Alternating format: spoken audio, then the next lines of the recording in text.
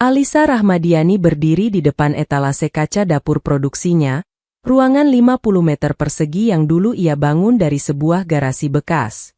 Langit pagi tampak pucat di balik jendela, sementara aroma bawang tumis dari dapur kecil di sebelahnya perlahan memenuhi udara. Di meja stainless steel, deretan kotak bahan makanan sudah tertata rapi, siap diproses timnya untuk pesanan hari itu. Setiap kali ia memandangi dapur itu, Alisa selalu mengingat bagaimana semuanya dimulai. 5 tahun lalu, pada usia 24 tahun, ia mengundurkan diri dari pekerjaan kantoran demi mengejar impian membuka usaha catering kecil. Tidak ada yang percaya padanya, kecuali 1-2 teman dekat dan Paman Dharma, sosok tua tenang yang sering memberi dukungan tanpa banyak bicara. Perjalanan Alisa jauh dari mudah. Pada awal usaha, ia pernah mengantar pesanan sendiri dengan ojek sewaan. Pernah menangis karena kompor rusak saat memasak puluhan porsi. Pernah dikejar tenggat pembayaran supplier, hingga ia harus menjual barang pribadi.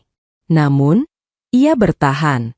Sedikit demi sedikit, reputasinya sebagai penyedia catering yang rapi, jujur, dan profesional mulai menyebar. Tahun lalu, ia berhasil merekrut 5 karyawan tetap dan menyewa tempat produksi kecil yang kini berdiri kokoh di depannya. Baginya, ini bukan sekadar pekerjaan, ini hidupnya, rumah keduanya, bukti bahwa kerja keras bisa berdiri sejajar dengan keberuntungan. Pagi itu, saat ia mengecek daftar pesanan di tablet, pintu dapur produksi diketuk. Dari balik kaca, muncul wajah tantenya, Bu Lastri, disusul sosok lain yang membuat Alisa sedikit menghela napas, Shirley. Sepupunya itu melangkah masuk dengan gaun pastel melekat di tubuh langsingnya, wajahnya penuh make-up tipis yang disempurnakan bibir merah muda. Alisa AA, serunya manja, langsung memeluk Alisa tanpa memedulikan apron yang masih dipenuhi sedikit tepung. Akhirnya ketemu juga. Aku tuh butuh banget ngomong sama kamu. Alisa melepaskan pelukan itu pelan. Ada apa? Datang pagi-pagi begini. Bu Lastri menepuk-nepuk lengan Alisa, seolah sedang membujuk seorang anak kecil. Shirley mau minta tolong. Kamu kan tahu sebentar lagi dia menikah. Nah, keluarga besar sudah sepakat kalau cateringnya kamu yang urus. Hitung-hitung hadiah untuk sepupu sendiri. Alisa sudah menduga arah pembicaraan itu. Beberapa hari sebelumnya, ibunya sempat memberi isyarat samar lewat telepon. Tapi mendengarnya secara langsung tetap saja membuat dadanya mengeras. Berapa jumlah tamunya? Tanya Alisa tetap sopan. Shirley tersenyum bangga. 500 undangan. Besar kan? Ini momen sekali seumur hidup. Kamu pasti mau bantu. 500. Angka yang besar. Itu berarti 300 kg bahan makanan, 20 staf lapangan, 4 jam persiapan di lokasi, transportasi 2 truk, dan risiko besar jika terjadi apapun. Jika dikonversi, biaya produksinya saja sudah tinggi. Alisa tahu ia tidak bisa begitu saja menyanggupi permintaan seperti ini. Ia menaruh tablet dan menatap keduanya dengan tenang. Aku senang kalian percaya sama aku, ucapnya pelan. Tapi untuk 500 tamu, biayanya tidak kecil. Aku bisa kasih harga paling dasar, murni harga pokok. Tidak akan ambil untung sepeser pun. Tapi aku tidak bisa memberikannya gratis. Shirley langsung mengerutkan wajah, seolah Alisa baru saja melakukan penghinaan besar. Loh, kok gitu? Kamu kan keluarga? Katanya cepat. Maksud kamu tega minta uang ke aku. Sepupumu sendiri? Di hari paling penting hidupku. Alisa menghela napas lembut. Ini bisnis, Sir. Kalau aku menanggung semua biaya, perusahaan bisa goyah. Ada karyawan yang gajinya bergantung sama aku, ada klien lain yang harus aku prioritaskan. Tapi ini kan keluarga, ulang Shirley. Suaranya naik setengah oktav. Bu Lastri ikut mendesah panjang. Alisa, masa kamu segitunya sih? Kamu ini sekarang hidup sudah lumayan. Masa bantu saudara saja hitung-hitungan? Kamu pikir kita minta sering? Alisa menahan diri untuk tidak menjawab dengan emosi. Ia tahu, jika ia terpancing, semua yang ia bangun bisa runtuh karena satu percakapan buruk. Aku kasih harga pokok saja sudah sangat minim, ulang Alisa. Aku cuma ingin semuanya jelas. Aku masih bisa rugi kalau salah perhitungan bahan. Shirley melipat kedua tangan, wajahnya berubah masam. Aku kira kamu itu penyayang keluarga. Ternyata, pelit. Gak heran usaha kamu kecil terus. Orang kayak gini tuh gak bakal maju. Ucapan itu menusuk.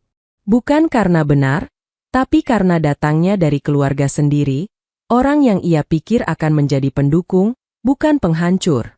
Kalau begitu, lanjut Shirley sambil meraih tasnya, aku cari catering lain, yang lebih tahu diri dan gak matre.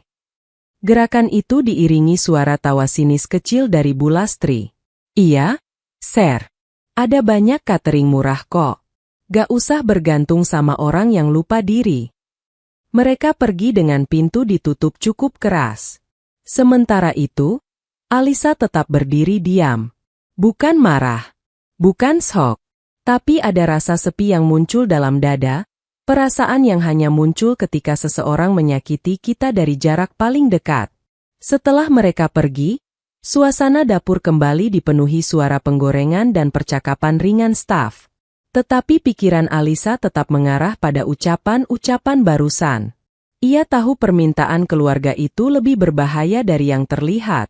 Selama ini, usaha Alisa memang tumbuh, tapi fondasinya masih rapuh. Satu proyek besar gratis bisa menghancurkan cash flow. Satu keputusan emosional bisa merusak reputasi profesional yang ia bangun. Ia tidak bisa menukar kerja keras bertahun-tahun hanya demi memenuhi tuntutan keluarga yang tidak memahami prosesnya. Ia menulis beberapa catatan kecil di buku kerja. Tegas bukan berarti jahat. Menjaga bisnis bukan berarti tidak sayang keluarga. Namun ia juga tahu, penolakan tadi tidak akan berhenti begitu saja. Keluarganya, terutama pihak Bu Lastri, terkenal suka membesar-besarkan cerita. Dan Alisa membayangkan, dalam hitungan jam, kabar tentang Alisa yang pelit akan menyebar tanpa kendali. Ia bisa merasakannya. Ini baru permulaan. Dan ia benar. Karena dalam beberapa hari ke depan, nama baiknya menjadi bahan obrolan keluarga besar, membentuk badai kecil yang perlahan bergerak menuju kehancuran atau perubahan. Alisa belum tahu mana yang akan datang terlebih dulu. Tapi perjalanan itu sudah mulai. 3 hari setelah percakapan di dapur itu, Alisa duduk di ruang kerjanya sambil memeriksa laporan biaya operasional. Tetapi konsentrasinya mudah pecah. Sejak tadi pagi, ponselnya terus berbunyi, bukan dari klien, melainkan dari keluarga besar. Awalnya hanya satu pesan dari sepupu jauh. "Li, kok kamu nolak bantu Shirley? Katanya kamu marah sama keluarga." Lalu pesan lain menyusul, "Dengar-dengar kamu pelit banget. Katanya kamu sombong setelah punya usaha." Dan kemudian, telepon dari bibinya, suara tinggi dan penuh nada menuduh. "Alisa, kamu itu bagaimana? Masa sepupu sendiri mau nikah? Kamu gak mau bantu? Orang lain aja saling bantu. Kamu kok malah jadi egois begitu?" Alisa mencoba menjelaskan, tetapi setiap kata yang keluar darinya selalu dibalas dengan tuduhan baru. Entah bagaimana, cerita yang beredar di keluarga sudah berubah jauh dari kenyataan. Dalam versi mereka, Alisa bukan lagi pengusaha yang menjaga kestabilan bisnisnya, melainkan perempuan tak tahu diri yang lebih memilih uang daripada keluarga. Padahal kebenarannya sederhana. Ia tidak menolak membantu, ia hanya menolak menggratiskan acara sebesar itu. Namun logika tidak punya tempat dalam pembicaraan yang dikuasai emosi. Ia tahu itu sejak lama. Saat sore menjelang, Paman Dharma datang berkunjung tanpa memberi kabar. Pria berusia 60-an itu masih seperti biasa, memakai kemeja santai, langkahnya tenang, dan matanya penuh cara pandang yang dalam. Begitu masuk dapur produksi, ia menepuk bahu Alisa pelan. "Kamu kelihatan capek," katanya. Alisa menghela napas. Paman sudah dengar beritanya. Saya mendengar versi keluarga, jawabnya dengan senyum tipis. Tapi saya lebih percaya versi yang keluar dari kamu. Ucapan itu sederhana, tapi menghangatkan hati Alisa seperti secangkir teh di pagi hujan. Ia menceritakan semuanya, tanpa dramatisasi, tanpa mengubah apapun. Ia menjelaskan alasan bisnisnya, risiko finansial, dan tawaran harga pokok yang justru ia berikan sebagai bentuk dukungan. Paman Dharma mendengarkan tanpa memotong, seolah setiap kata Alisa layak mendapat ruang. Setelah Alisa selesai, pria itu hanya berkata, "Kamu sudah bersikap wajar. Justru kalau kamu mengiyakan minta mereka, kamu yang tidak bertanggung jawab, baik pada dirimu maupun pada orang-orang yang bekerja untukmu." Alisa memijat pelipisnya. "Tapi kenapa rasanya seperti aku penjahatnya, Paman?" "Karena kamu membuat batasan," jawabnya lembut. "Dan sebagian orang tidak suka pada batasan. Mereka ingin semua sesuai keinginan mereka, tanpa melihat apa yang harus kamu tanggung." Ia berhenti sejenak, menatap aktivitas staf dapur yang sedang mengepak makanan. "Kamu tahu, Li," lanjutnya, "orang yang bekerja keras seringkali dianggap pelit hanya karena menolak ditunggangi." Alisa terdiam. Kalimat itu menampar, tapi dalam cara yang menyadarkan. Namun dukungan Paman Dharma bukan berarti badai berhenti. Justru, seperti yang ia duga, cerita miring tentang dirinya semakin menjadi-jadi. Beberapa hari kemudian, Alisa menghadiri pertemuan keluarga kecil di rumah neneknya. Ia ingin menunjukkan bahwa ia tetap menghargai keluarga. Namun begitu ia tiba, suasana langsung berubah. Bisik-bisik menyambutnya. Tatapan sinis mengikuti langkahnya. Beberapa sepupu pura-pura tidak melihatnya. Sedangkan Shirley, yang duduk di sofa bersama ibunya, memandang Alisa dengan senyum tipis penuh kemenangan, seakan-akan mengisyaratkan, "Lihatlah, kini semua orang ada di pihakku." Alisa mengambil posisi duduk di sudut ruangan, tidak ingin menambah ketegangan. Tetapi Bu Lastri segera memecah kesunyian dengan suara lantang. "Alisa ini baru datang? Kita lagi bahas urusan nikahan Shirley. Sayang sekali ya, dia tidak mau bantu. Padahal kan sesama keluarga seharusnya saling mendukung." Beberapa orang mengangguk simpati pada Shirley. Yang lain membacakan opininya tanpa ditanya. Lagi pula usaha Alisa sudah maju. Masa makan gratis saja susah? Aneh loh dia itu. Kalau keluarga sendiri saja ditolak, terus siapa yang mau dibantu? Aku dengar dia marah-marah sama Shirley waktu diminta tolong. Tidak sopan sama sekali. Kalimat demi kalimat melayang seperti pisau kecil yang dilemparkan secara bergantian. Alisa hanya duduk diam, bukan karena tidak mampu membela diri, tetapi karena ia tahu bahwa keadaan emosi seperti ini bukan tempat yang tepat untuk meluruskan cerita. Namun Shirley rupanya belum selesai. Dengan nada sedih yang dibuat-buat, ia berkata, "Aku tuh cuma pengin hari pernikahanku berjalan lancar. Aku pikir Alisa, sebagai sepupu yang katanya sayang keluarga, pasti bantu. Tapi ternyata, ya begitulah." Alisa mengangkat wajah, menatap Shirley lurus-lurus. "Aku tidak menolak membantu. Aku memberikan harga pokok. Itu sudah paling rendah yang bisa aku lakukan tanpa menimbulkan kerugian besar." Shirley menggeleng. "Kalau benar kamu mau bantu, kamu kasih gratis. Sesimpel itu. Toh keluarga lain juga sering bantu kamu dulu waktu kamu belum punya apa-apa." Alisa ingin tertawa mendengar klaim itu.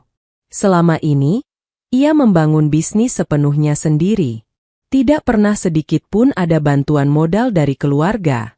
Bahkan saat awal merintis usaha, beberapa dari mereka mengejeknya karena dianggap tidak punya masa depan. Tapi apa gunanya membongkar itu semua? Mereka sudah memilih percaya pada satu sisi saja. Namun sebelum Alisa sempat menjawab, nenek mereka masuk ke ruangan dan mendengar potongan percakapan itu. Perempuan tua itu mendesah panjang. "Alisa, masa sih kamu segitu perhitungannya sama sepupu sendiri? Dan disitulah Alisa merasa hatinya ditarik turun ke titik terendah. Bahkan orang yang paling ia hormati dalam keluarga pun kini memandangnya sebagai pihak yang salah. Ia ingin menjelaskan, tapi kata-kata nenek itu bagaikan penanda bahwa ruangan itu sudah tidak lagi menjadi tempat aman baginya. Alisa akhirnya berdiri.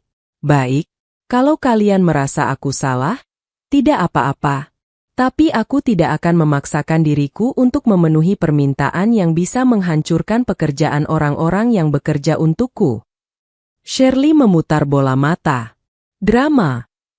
Alisa tidak membalas. Ia mengambil tasnya dan meninggalkan ruangan. Saat keluar rumah nenek, ia menahan napas panjang agar air matanya tidak turun. Ia terbiasa dengan tekanan pekerjaan, tapi tidak pernah terbiasa dengan penghakiman keluarga. Keesokan harinya, saat Alisa kembali ke dapur produksi, para stafnya menyambut seperti biasa. Tawa, obrolan, dan wajan panas menyambutnya dengan energi yang berbeda dari suasana rumah keluarga kemarin.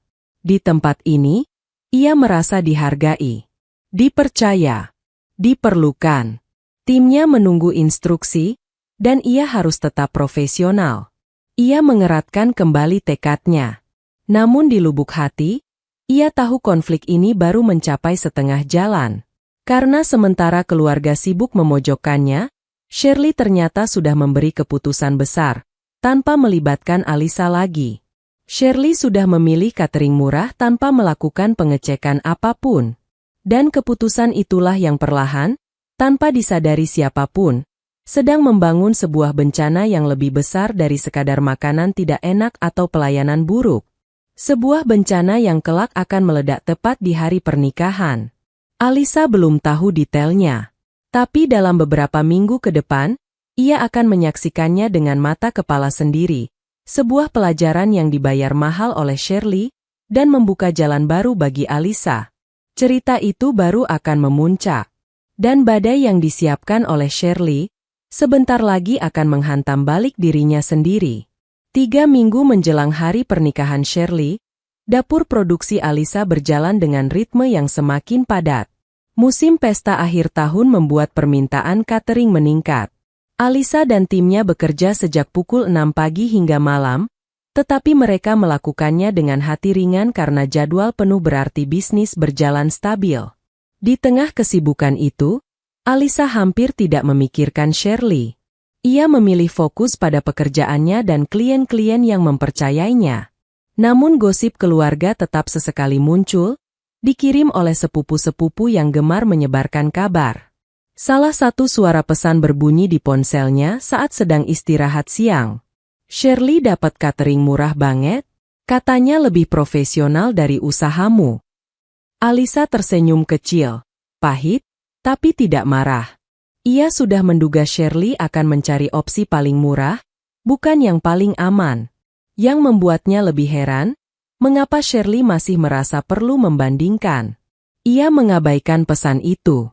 Namun 2 hari kemudian, sesuatu menarik perhatian Alisa.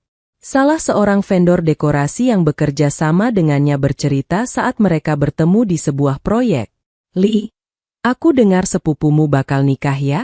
Dia pakai catering apa? Alisa mengangkat bahu. Aku tidak tahu detailnya.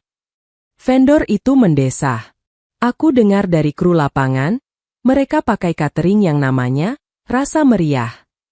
Hati-hati, ya. Setahuku itu catering semi-freelance. Tidak ada legalitas jelas. Banyak kasus makanan datang terlambat atau tidak lengkap. Kata-kata itu membuat Alisa terdiam sesaat. Ia memang tidak ingin ikut campur, tetapi mendengar reputasi buruk itu membuat dadanya sedikit mengencang. Ini bukan tentang urusan keluarga lagi. Ini tentang sebuah acara besar dengan ratusan tamu. Tentang keselamatan dan kesehatan banyak orang. Tentang kegagalan yang bisa menghancurkan hari penting seseorang. Namun ia tahu batasannya. Ia tidak punya hak memberitahu Shirley, apalagi setelah kejadian sebelumnya. Terima kasih infonya, ujar Alisa akhirnya. Ia menyimpan kekhawatiran itu hanya dalam hati. Waktu terus berjalan. Ketegangan di keluarga mulai mereda, bukan karena keadaan membaik, tapi karena mereka sibuk mempersiapkan pesta Shirley. Sementara itu, Alisa justru sedang mengerjakan salah satu proyek terbesarnya, catering untuk sebuah perusahaan farmasi yang akan mengadakan seminar nasional dengan tamu hampir 1.000 orang. Kontrak ini bukan hanya bernilai besar, tetapi juga sebuah loncatan menuju klien korporasi tingkat tinggi. Proyek itu membuat Alisa harus sangat menjaga reputasinya. Satu kesalahan kecil bisa merusak kepercayaan besar yang sedang ia bangun. Di tengah persiapan itu, Alisa menerima pesan dari ibunya. "Alisa, kamu datang ke pernikahannya Shirley ya? Jangan memperburuk keadaan." Alisa menatap layar cukup lama sebelum mengetik balasan. "Aku datang, tapi hanya sebagai tamu." Ibunya membalas cepat. "Ya, jangan bahas masalah kemarin. Kamu diam saja. Biar keluarga yang lihat kamu bukan orang buruk seperti yang mereka kira." Alisa tersenyum tipis. Ibunya selalu berusaha menjaga kedamaian, meski kadang caranya membuat Alisa merasa harus terus mengalah. Tetapi kali ini, ia tidak ingin menyimpan dendam. Ia hanya ingin hadir dengan kepala tegak. Di pikirannya, ia sudah menutup bab konflik, atau setidaknya berusaha menutupnya. Namun takdir masih menyimpan kejutan. Seminggu sebelum acara, Alisa sedang melakukan pengecekan akhir di dapur ketika telepon Shirley tiba-tiba masuk. Nama itu muncul di layar ponsel seperti alarm. Alisa sempat ragu, tetapi ia angkat. "Ya, Sir." "Alisa?" Suara di seberang terdengar tidak setinggi biasanya. "Kamu sibuk?" Alisa melirik timnya yang sedang bekerja. "Ya, cukup sibuk." "Ada apa?" "Aku cuma mau tanya, kalau catering menyediakan stand dessert dadakan, biaya dasarnya berapa?" Alisa mengerutkan kening. "Sir, kamu sudah kanvas harga dari vendor kamu?" "Udah," jawabnya cepat. "Tapi mereka mahal banget, dan aku pikir, ya siapa tahu kamu masih bisa bantu." Jadi akhirnya mendekat lagi. Bukan karena menghargai Alisa, tapi karena vendor lain terlalu mahal. Alisa menenangkan napasnya. "Sir, aku tidak bisa ambil pesanan baru di tanggal itu. Jadwalku penuh." Shirley diam selama beberapa detik, lalu berkata lirih, "Ya sudah, makasih." Telepon ditutup. Alisa memandang layar ponselnya lama. Ada perasaan aneh muncul, bukan kepuasan, bukan dendam, tetapi semacam firasat buruk. Seperti ada sesuatu yang sedang bergerak pelan menuju suatu titik yang tidak bisa ia cegah. Malam sebelum hari pernikahan, Alisa mendapat laporan terakhir dari tim. Semua bahan untuk event perusahaan farmasi sudah siap, kru sudah membagi tugas, dan peralatan sudah dijadwalkan untuk diantar pukul 5 pagi. Semua tampak aman. Namun malam itu, ia sulit tidur. Bukan karena pekerjaan, tetapi karena perasaan tidak tenang, perasaan yang biasanya datang sebelum sesuatu terjadi. Ia berputar di kasur, memandang langit-langit kamar. Mungkin karena ia tahu reputasi catering yang dipilih Shirley buruk. Mungkin karena cara Shirley meminta tolong tadi sore terdengar seperti tanda-tanda panik. Atau mungkin karena ia melihat pola yang sama dari pengalaman klien-klien sebelumnya. Orang yang tergiur harga murah tanpa cek kualitas sering berakhir di titik yang sama, kekacauan. Tapi Alisa mencoba menepis pikiran itu. Ia mengingatkan dirinya bahwa ia hanya sepupu, bukan penanggung jawab acara. Ia tidak punya kewajiban menyelamatkan pilihan orang lain. Ia akhirnya tertidur beberapa jam sebelum subuh. Pagi hari pernikahan, Alisa sudah berada di lokasi event seminar perusahaan farmasi. Aula hotel besar itu dipenuhi meja bulat, dekorasi bunga putih, dan peralatan catering miliknya yang tersusun rapi. Timnya bergerak dengan profesionalisme tinggi. Scanner daftar menu, quality check, dan pengaturan plating berjalan mulus. Di tengah proses itu, ponselnya bergetar. "Shirley." Alisa memandang namanya beberapa detik. Ia mengangkat. "Alisa, tolong, Suara Shirley bergetar, panik, tidak terkontrol. Ada apa? Makanan? Makanan belum datang. Mereka hilang. Nomornya nggak aktif. Dekorasi meja makanan kosong. Para tamu udah datang. Alisa memejamkan mata perlahan. Beginilah akhirnya. Shirley menangis semakin keras. Alisa, play AC, tolong aku mohon. Aku nggak punya siapa-siapa lagi. Alisa terdiam, mendengarkan suara kekacauan di belakang Shirley, teriakan panik, suara tamu yang bingung, dan mungkin keluarga yang mulai menyalahkan siapapun yang ada di sekitar. Suara Shirley memohon lagi, putus-putus. Alisa, aku janji, aku akan bayar, tolong selamatkan pernikahanku. Alisa memandang ke sekitar. Stafnya sedang mempersiapkan hidangan untuk 1.000 orang. Mereka mengandalkan kepemimpinannya. Ia sudah menandatangani kontrak. Ia bertanggung jawab. Jika ia tinggalkan proyek ini, reputasinya hancur. Klien besar itu akan mencatatnya sebagai pelanggaran fatal. Namun jika ia menolak, ia tahu keluarga akan kembali menghakiminya. Ia harus memilih. Dan pilihan itu akan mengubah segalanya. Alisa mengambil napas panjang, mengumpulkan seluruh keberanian yang ia punya.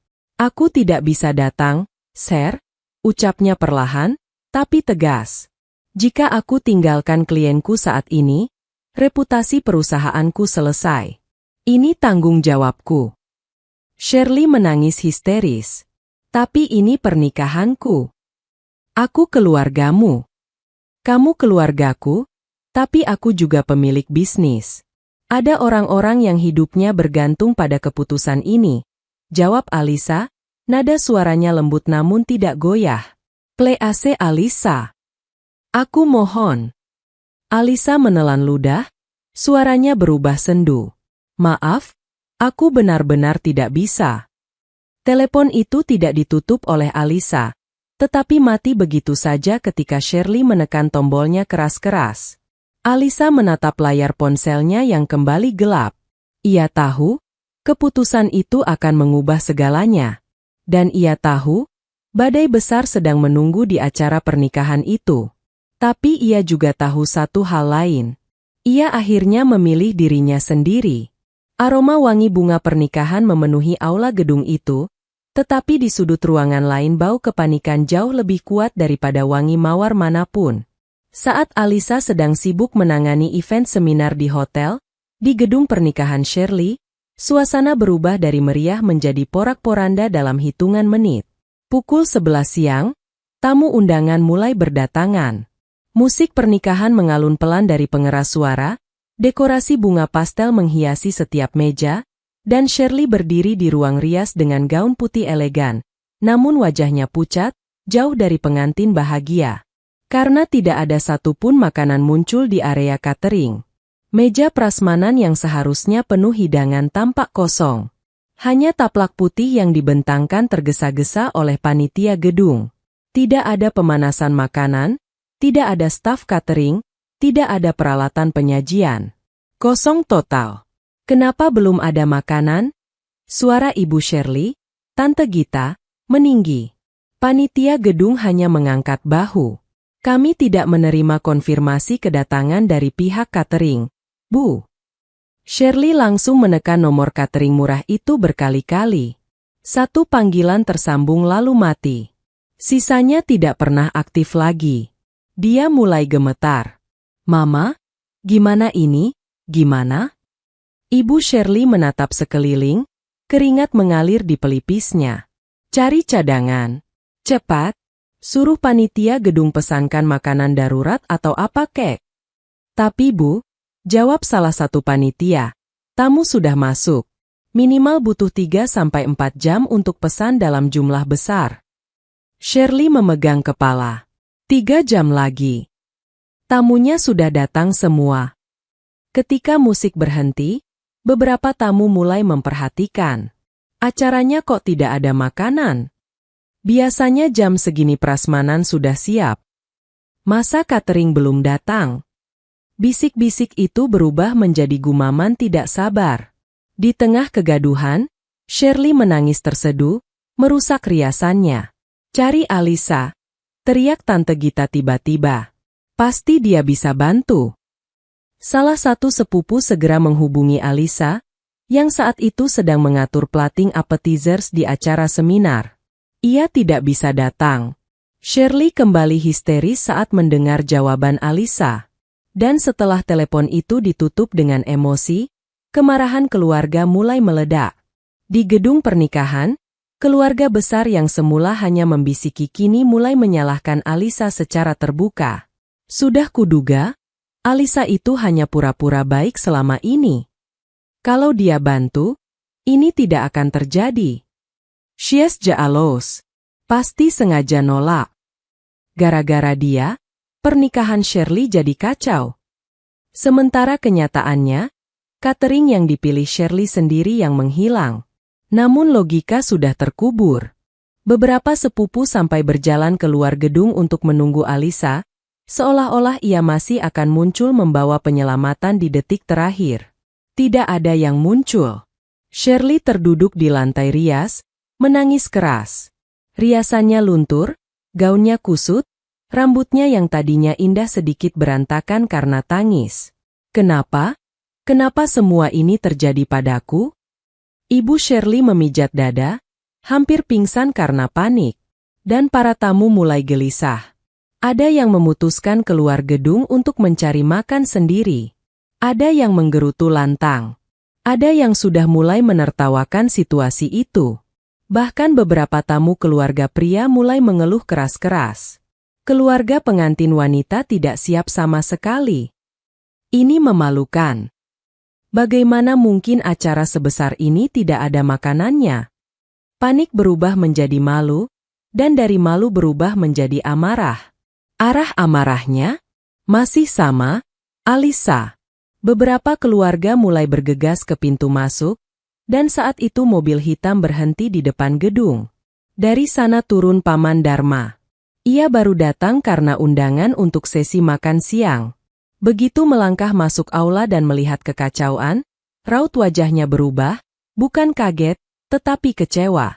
Ia menghampiri kerumunan keluarga yang sedang memaki Alisa meski Alisa tidak ada di situ. "Apa yang terjadi?" tanyanya. Dan bagaikan banjir air keruh, semua protes dan tuduhan mengalir bersamaan. Cateringnya tidak muncul. Ini semua gara-gara Alisa yang tidak mau bantu. Alisa kan punya usaha besar. Kenapa tidak mau turun tangan? Alisa itu keterlaluan. Masa keluarga sendiri dibiarkan seperti ini? Semakin mereka berbicara, semakin jelas bahwa mereka hanya mencari kambing hitam. Dan Paman Dharma tahu persis siapa yang sebenarnya layak disalahkan. Ia mengangkat tangannya tinggi-tinggi, memotong suara gaduh. "Cukup." Suara itu dalam, tegas, dan menggema dengan wibawa yang jarang dimiliki orang seusianya. Seisi ruangan langsung terdiam. Termasuk Shirley, yang masih menangis, sekaligus berharap Paman Dharma akan membela dirinya. Harapan itu berakhir saat dia membuka mulut lagi, kali ini untuk mengatakan kebenaran yang selama ini tidak mau mereka dengar. "Semua ini terjadi bukan karena Alisa," ujar Paman Dharma. Suaranya tenang namun setiap katanya menghantam keras. "Ini terjadi karena kalian memilih mengambil jalan yang paling murah tanpa mempertimbangkan risiko." Ia memandang satu persatu wajah yang tadi lantang menyalahkan Alisa. Banyak yang menunduk perlahan. "Kalian memaksa Alisa memberikan pekerjaan gratis untuk acara sebesar ini. 500 tamu. Itu bukan bantuan kecil. Itu namanya memeras." Beberapa orang tersentak. "Tapi Paman Dharma mengangkat tangan. "Saya belum selesai." Suaranya berubah lebih tajam. "Alisa menawarkan harga pokok. Tanpa keuntungan. Itu sudah bentuk bantuan besar. Tapi kalian menolaknya. Kalian memilih vendor murah tanpa verifikasi. Kalian hanya ingin untung sendiri tanpa memikirkan kualitas." Ia menatap Shirley yang sedang menangis. "Dan sekarang, ketika keputusan kalian berakibat buruk, kalian menyalahkan orang yang sama sekali tidak bersalah. Shirley semakin menunduk.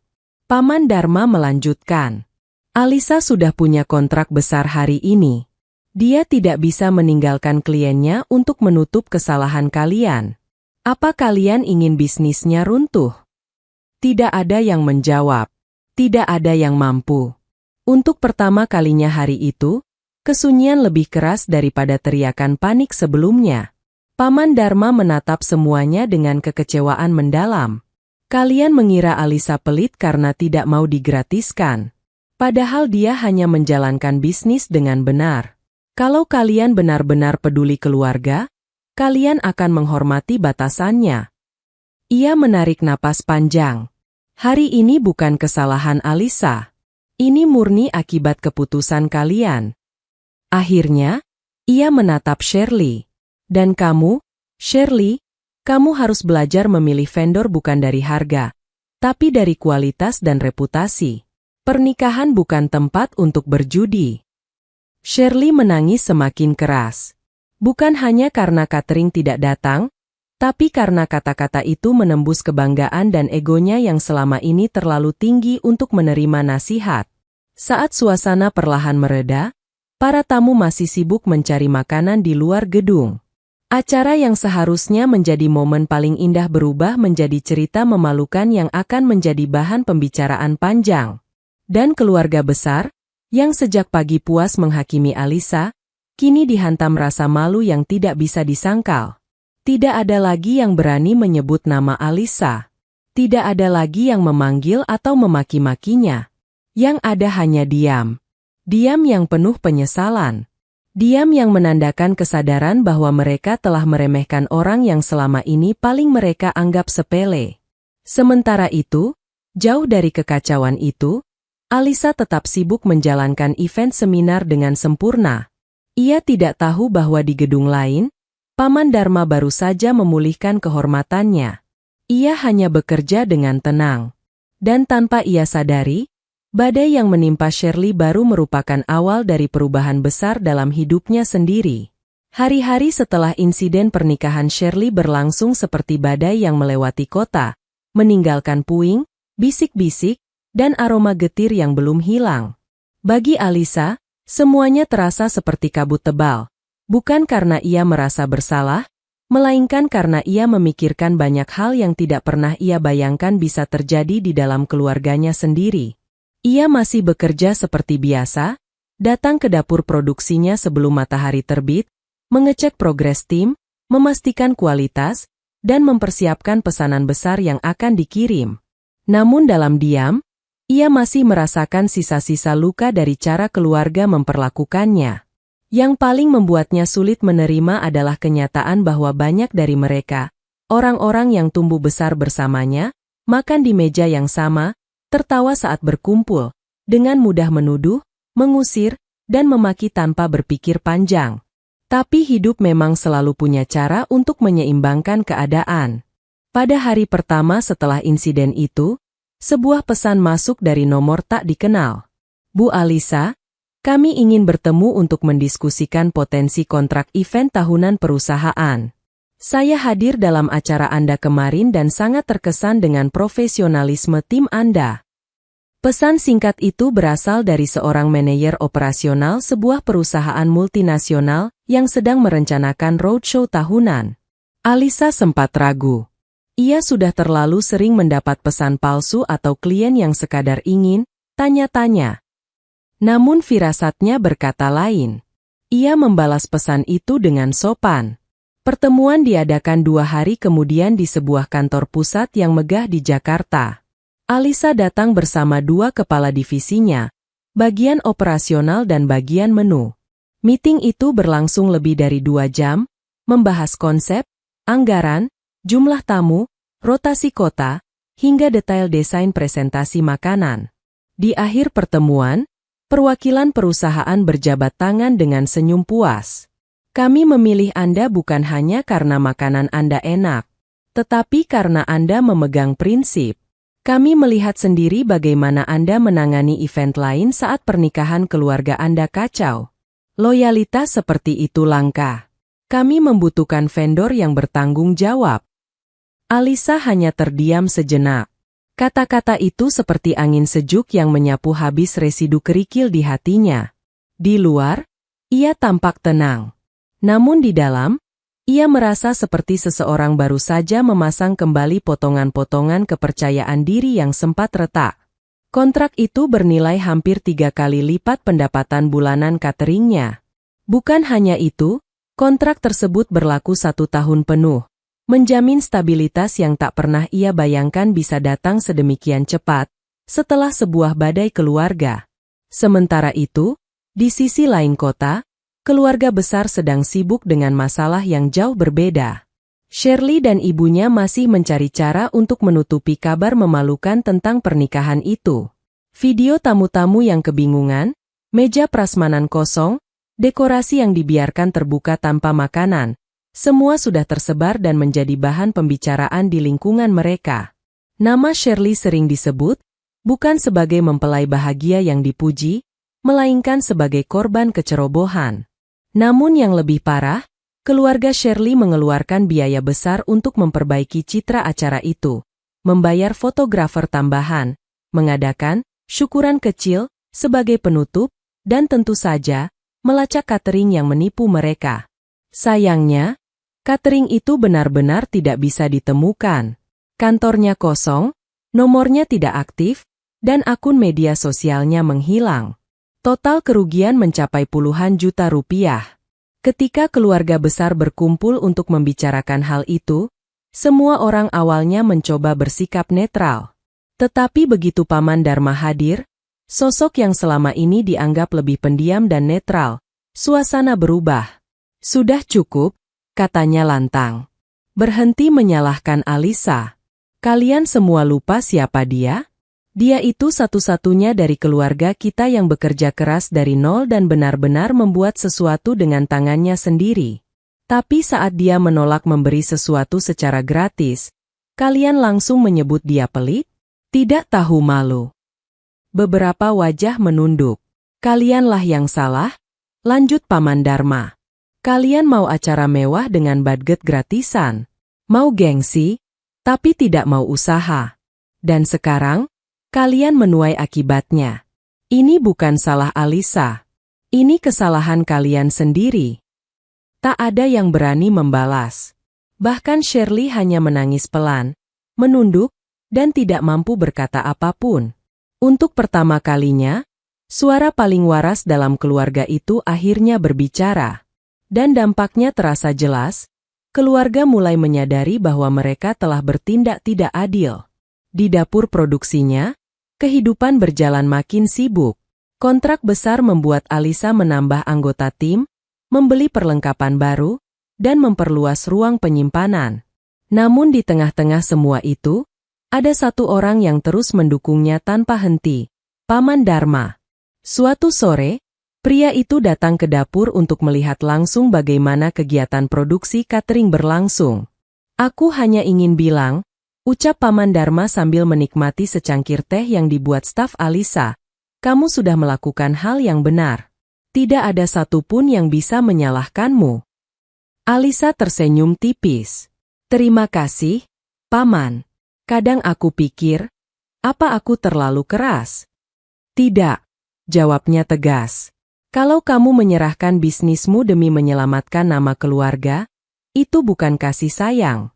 Itu kebodohan. Dan kamu bukan orang bodoh. Alisa tertawa kecil. Sudah lama ia tidak merasa dihargai seperti itu. Mereka akan sadar, kata Paman Dharma lagi. Dan kalaupun tidak, itu bukan tanggung jawabmu. Kata-kata itu menancap kuat di hati Alisa. Ia merasa seperti mendapat izin untuk melepaskan beban yang tidak pernah selayaknya ia pikul. Waktu berlalu beberapa minggu. Reputasi Alisa justru melejit. Video behind the scenes pekerjaannya viral setelah diposting oleh salah satu klien event. Banyak komentar positif berdatangan, memuji keprofesionalan dan kerja keras timnya.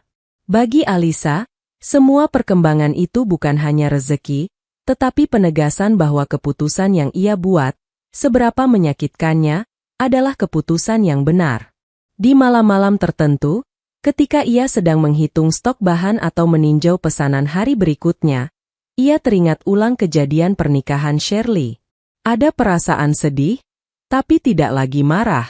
Ia sadar, bukan tanggung jawabnya untuk menyenangkan semua orang, apalagi jika itu berarti mengorbankan dirinya sendiri.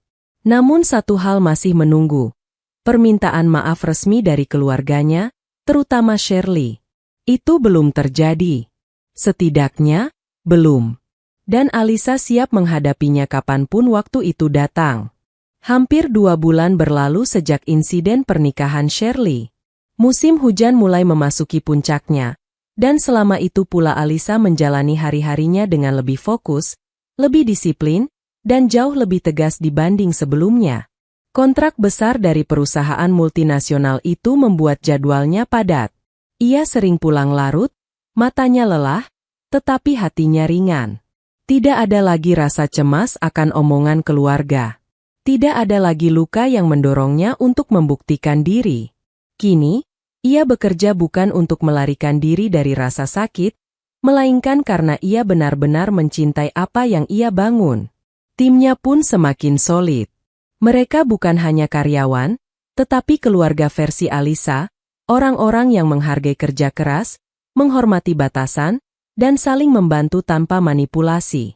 Namun, suatu sore di awal Desember, setelah ia selesai melakukan pengecekan daftar belanja dan mengunci kantor, ia menemukan seseorang menunggu di depan pintu dapurnya. Shirley. Ia berdiri sambil memegang payung yang masih meneteskan sisa air hujan. Wajahnya pucat, sedikit bengkak, dan jelas-jelas menunjukkan tanda-tanda seseorang yang telah digerogoti rasa bersalah cukup lama. Alisa, suaranya bergetar. Kita bisa bicara. Alisa tidak terkejut. Ia sudah mendengar dari Paman Dharma bahwa Shirley mengalami tekanan cukup berat setelah kejadian pernikahan itu. Namun ia tetap mempertahankan ketenangan. Ayo masuk. Kita bicara di ruang meeting. Shirley mengangguk dan mengikuti Alisa masuk. Ruangan itu hangat, sederhana, dengan aroma jahe dan bawang yang masih tersisa dari kegiatan memasak sore tadi. Alisa duduk di depan, Shirley di seberangnya. Tidak ada yang berbicara selama beberapa detik. Hanya suara kipas angin dan hujan tipis yang terdengar.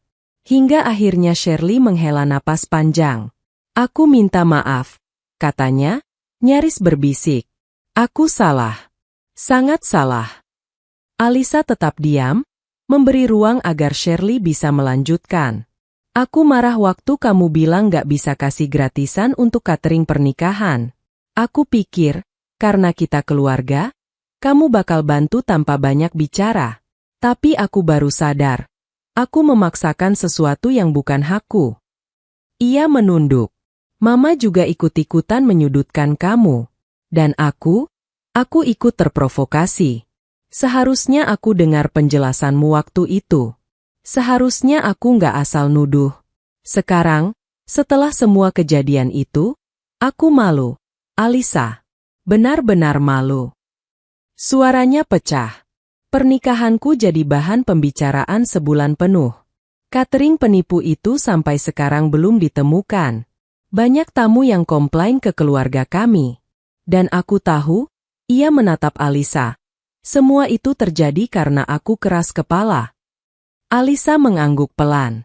Aku mengerti kamu stres waktu itu. Tapi kamu tahu kenapa aku nolak, kan?